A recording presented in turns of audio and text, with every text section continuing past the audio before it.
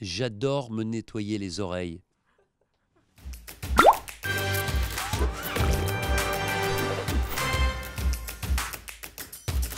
Alors j'ai quasiment tout goûté, les yeux ça passe, les vers de coco ça passe, les scorpions pas de problème.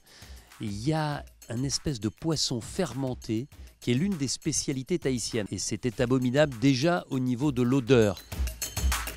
Je déteste les épreuves de patience à titre personnel et je dirais le cochon pendu. Pour m'amuser, un jour on avait organisé un mini Koh-Lanta et j'ai voulu essayer cette épreuve et j'ai surtout voulu battre mon adversaire du jour et j'ai été obligé de rester 20 minutes. Déjà 20 minutes ça fait un mal de chien.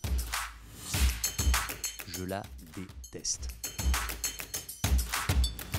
Mais là sans hésiter la pire élimination de Koh-Lanta c'est celle de Théoura et Charlotte.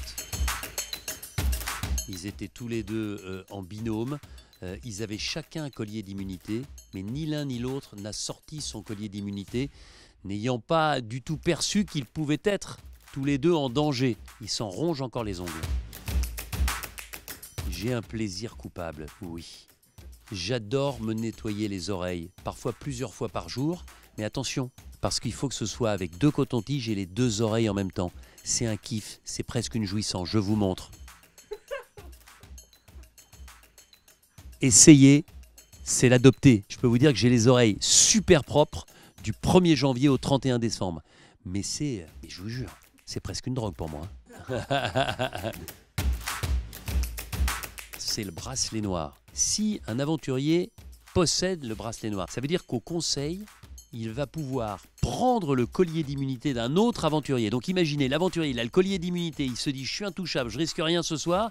Finalement, l'autre sort le bracelet noir, lui pique le collier d'immunité, arme secrète redoutable. Mon pire fou rire de Koh-Lanta concerne une épreuve d'orientation à laquelle participait Laurent Mestré, qui a gagné Koh-Lanta. Il avait trouvé quasiment l'essentiel pour aller jusqu'au poignard, sauf qu'il n'avait pas compris que le nombre de pas et la direction, c'était à partir de la balise. Et lui, il faisait le même nombre de pas et la bonne direction, mais à partir de l'endroit où je me trouvais moi. Ce qui fait que pendant plusieurs heures, il ne comprenait pas et je ne pouvais pas lui donner d'informations. Je peux vous dire qu'on a beaucoup ri et que je ris encore avec lui quand on en reparle et quand on y repense. Le pire sport que j'ai été obligé de pratiquer, puisque j'étais étudiant en éducation physique avant de rentrer dans une école de journalisme, c'était la gymnastique. Je me planquais toujours, je ne savais pas faire un équilibre, je ne savais pas faire une roue. Si le coton-tige est trop souple, il se tord et je déteste ça. Je préfère un coton-tige en bois. Alors je sais que c'est pas écolo, etc. Ma femme m'a même acheté un coton-tige, vous savez, en plastique, c'est-à-dire qui se nettoie et qui ne se jette pas. Mais c'est nul, le vrai coton-tige. Je sais, c'est pas écolo, mais je roule électrique, donc ça va. Je vous remets dans le contexte, à 16 ans, mon père m'avait fait travailler 1 mois, mais dans la boîte qui était dirigée par un de ses amis. Donc je lisais l'équipe le matin, je buvais des cafés avec lui, j'allais au resto le midi. Un début professionnel très cool. L'année d'après, mon père, pour me permettre de toucher du doigt ce qu'était vraiment le boulot, il m'a mis le matin à partir de 4 heures dans la réserve d'un centre commercial. Ça a été un mois compliqué, mais un mois où j'ai passé mon permis, je me souviens, Fenwick, là, pour pouvoir balader les palettes dans la réserve. Au niveau du lever, c'était dur, parce qu'en plus, j'en profitais pour faire un peu la fête. Donc parfois, j'arrivais directement de soirée. Mais franchement, au niveau du relationnel, c'était formidable.